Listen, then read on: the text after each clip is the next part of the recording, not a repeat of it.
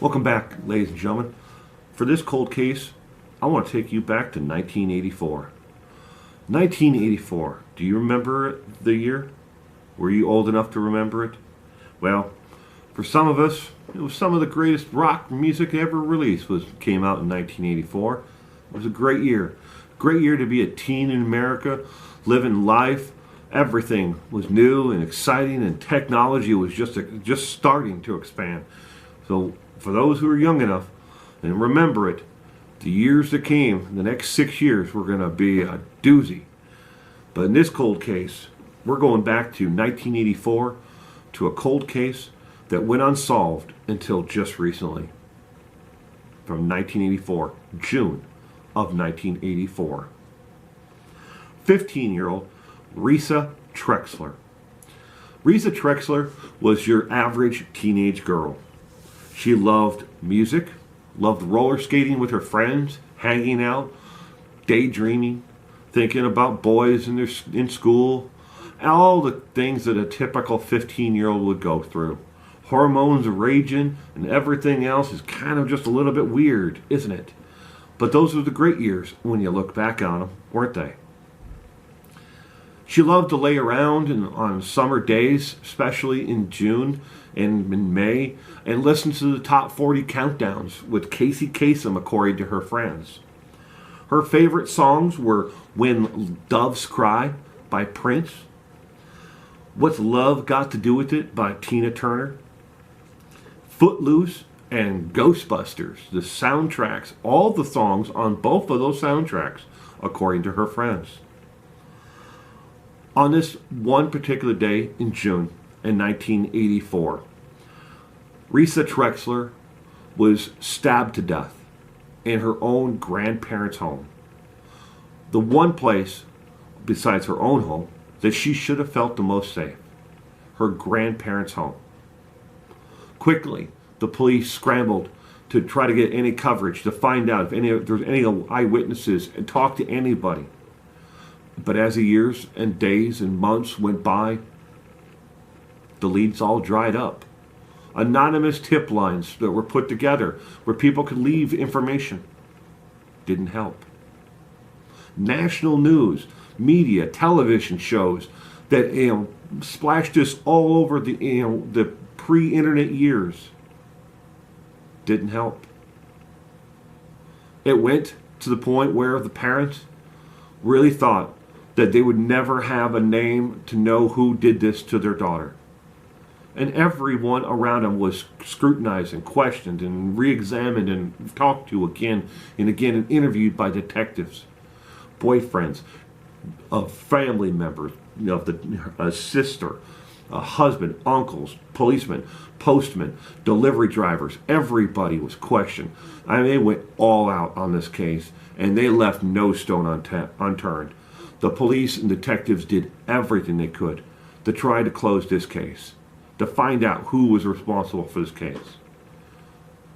And then, with nothing for years, 2019, thanks to Pardon Nano Laboratories and reverse genealogy and genealogy trees, they were finally able to come to a possible match.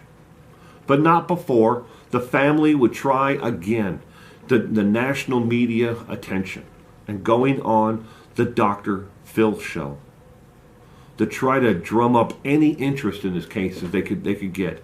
Anyone who would look into this case. Maybe there was a retired detective from California, they hoped, who might be able to take it on, or a retired FBI agent, someone who could help them put an end to this case, to give them closure. They tried it all. The sister even went as far as taking a lie detector test on the Dr. Phil show to clear her name, that she had any involvement or knew anyone from her rough past that may have done this. And she passed with flying colors. Just like everybody else in the family, they're all cleared. Then, like I said, Parno Labs, Nano Labs came into the picture. Was it because of the Dr. Phil show or the national attention or the anniversary of it coming up again? Nobody really knows. But they got involved. And they found a match. At first, it was a possible match. Then, the results came back 99.75% positive match. They had their man.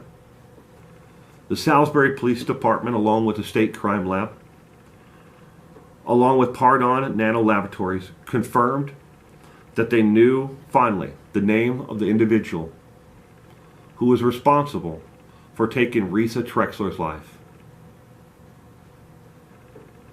But the sadness doesn't stop there. Because of state law, where they live, without a trial, without charges, and without a conviction,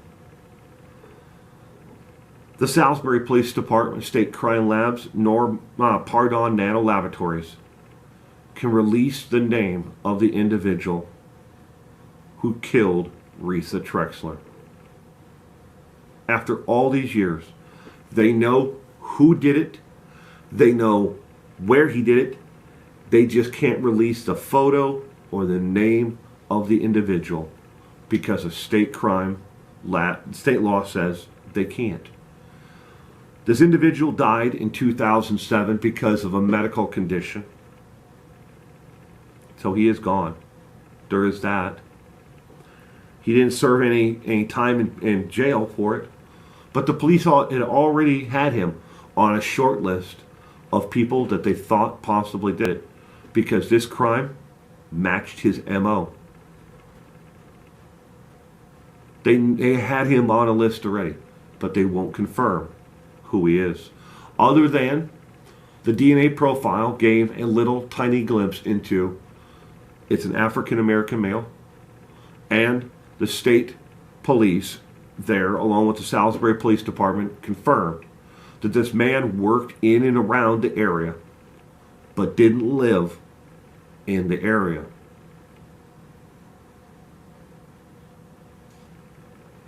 It may be little for the family to go on, but it's some form of closure, finally, after all these years. When doves cry.